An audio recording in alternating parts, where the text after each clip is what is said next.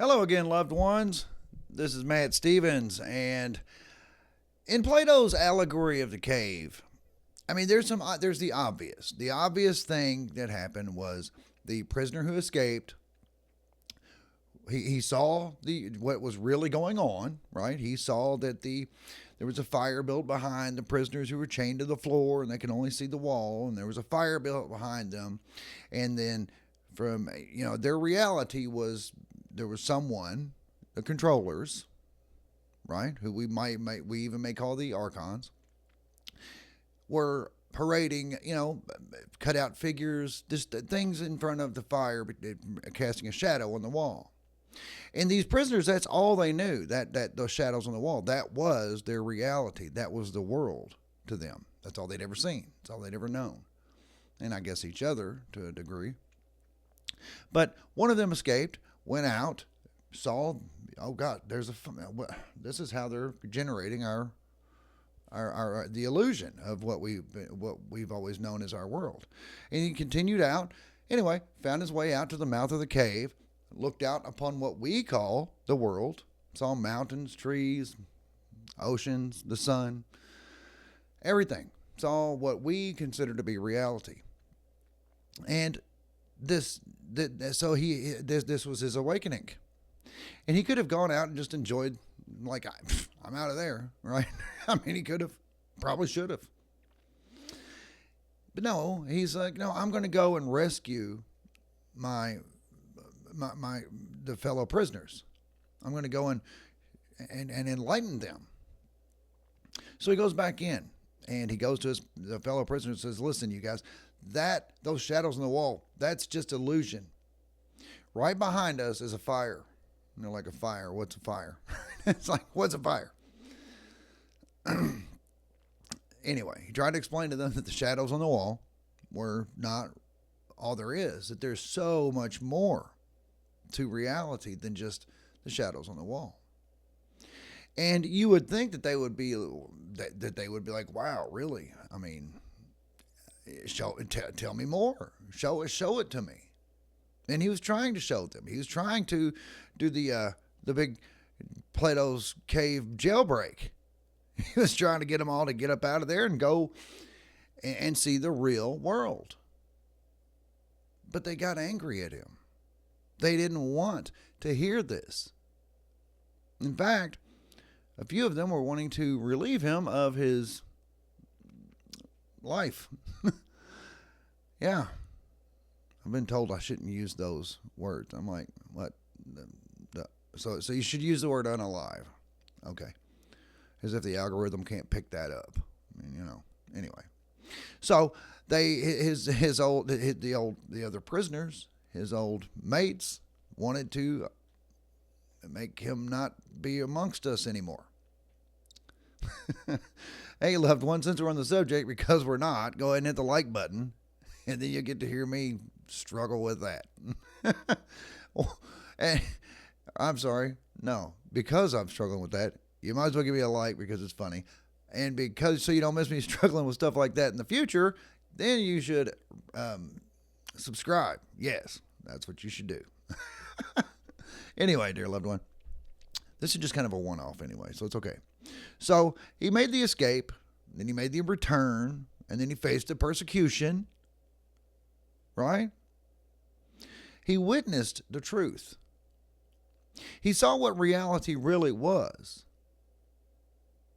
And he went back to share it with the others. He began his awakening, and he went back to share awakening, and he went back to share the truth of reality with his fellow prisoners. He wanted to break them out and take them with him so they could just go and enjoy this new world and be free of the cave. But they didn't want that truth. They were angry that he would even suggest that anything besides those shadows on the wall was real. That if he would suggest that anything but that was real, they were angry. Very angry. So that's why I say that trying to save the collective is not really what we're here to do.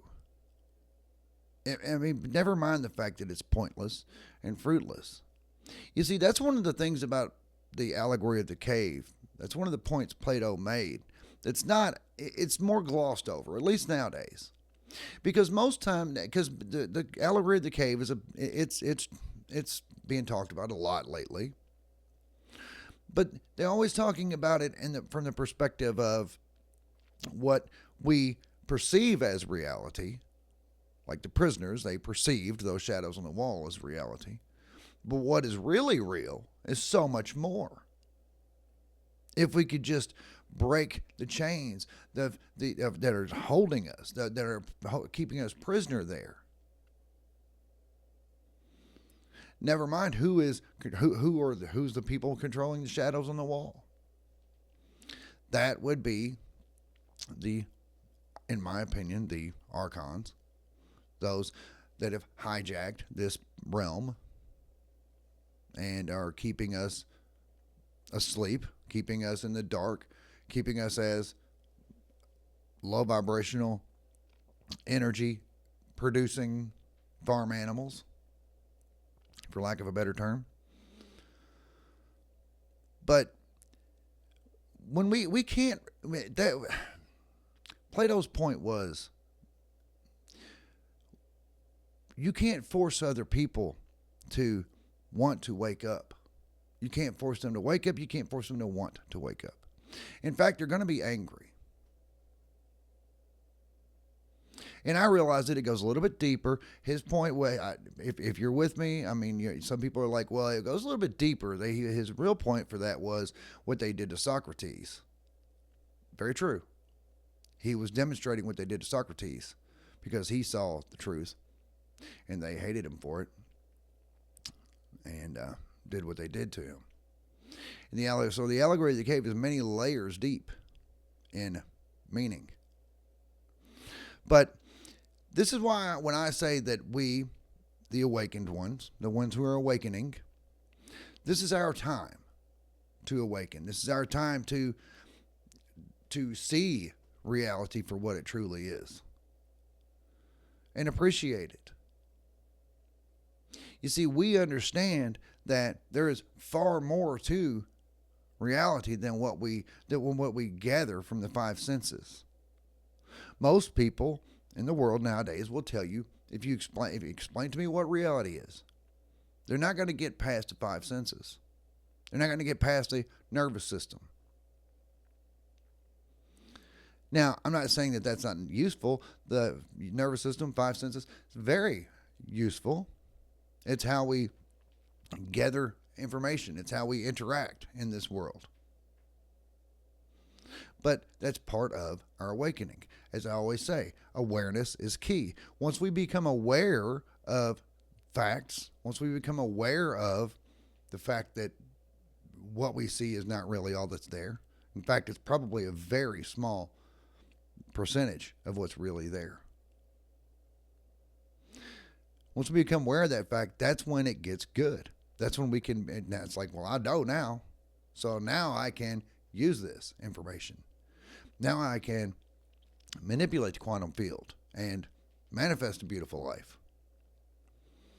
And then whenever I do jack out of here for the last time, I can move on to whatever's next. It's like a graduation. And what's next?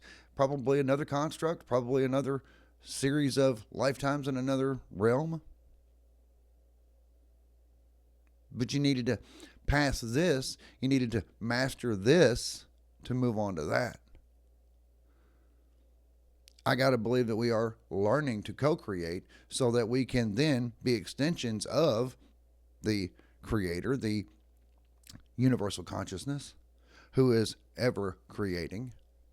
Got to remember, universal consciousness lives in one moment. There's only the I am. There's only one I am. And it's all in one moment. So it's like an expansion, ripple that gets bigger and bigger. We're part of the ripple. Once this aspect of the universal consciousness has matured, once your aspect of the universal consciousness has matured, we can then be extensions of and continue the creation. Amplify it. Make it bigger and faster. Of course, those are terms that we use in this 3D linear realm. But I understand. But all we can really do is be an example to others. We can't really go back in the cave and shake them awake and say, hey, man, you got to go see this. I mean, we can, but we're going to be persecuted for it. People are going to think you're crazy. People think that when people talk about simulation theory, they think they're crazy. I mean, that's becoming a little more mainstream these days. But they're talking computer simulations. I'm talking simulations in mind, which would include computer simulations too. It would be every possibility all the way up and all the way down and all the way out. But ultimately, it's in mind. Ultimately, it goes back to the one. So, anyway, yeah, we've got to try. As much as we want to awaken other people, as much as we want to go back in the cave and tell our fellow prisoners, hey, let me break you out of here. This is all just an illusion. Let me show you what's really real. And of course, once we master that, we'll probably find out that even that's just a fraction. But hey, one step at a time, right? So anyway, all we can really do is be an example to these others.